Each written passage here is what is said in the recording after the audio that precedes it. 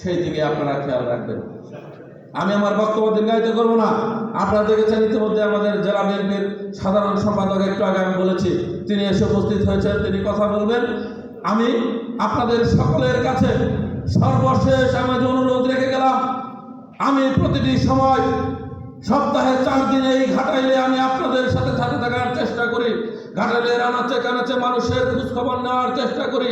এমন কোনো কাজ করবেন না কি বলে যেন ওই যে এক বন্ধুদের মধ্যে 1 ফোঁটা চোর। হ্যাঁ, হাজার ভালো কাজ করার পরে ছোট্ট একটি খারাপ কাজে কিন্তু মানুষের সকল কাজ নষ্ট হয়ে যায়। ইনশাআল্লাহ আপনাদের প্রতি বিশ্বাস আছে, আপনারা তা পারবেন তো ইনশাআল্লাহ।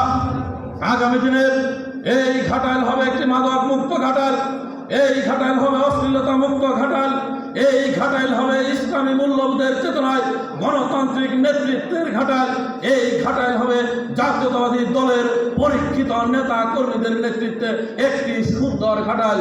সেই আশা সেই প্রত্যাশা ব্যক্ত করে আপনাদের সকলকে আগামী দিনের যে বেগম খালেদা জিয়া তারেক রহমান যে ডাক দিয়েছেন, ওই স্বৈরাচারী হাসিনার যে প্রেতাত্মারা আবার ষড়যন্ত্র করছে, সেই ষড়যন্ত্রকে মোকাবেলা করে গণতান্ত্রিক বাংলাদেশ প্রতিষ্ঠায় আগামী দিনে নিরপেক্ষ নির্বাচনের মাধ্যমে জনগণের ভোটের মাধ্যমে যেই সরকার আসবে ইনশাল্লাহ সেই সরকার হবে ধানের শীষের সরকার, সেই সরকার হবে খালেদা জিয়ার সরকার, সেই সরকার হবে তারেক রহমানের সরকার।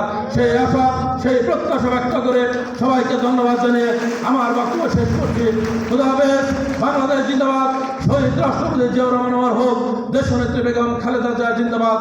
আগামী রাষ্ট্রনায়ক তারেক রহমান জিন্দাবাদ।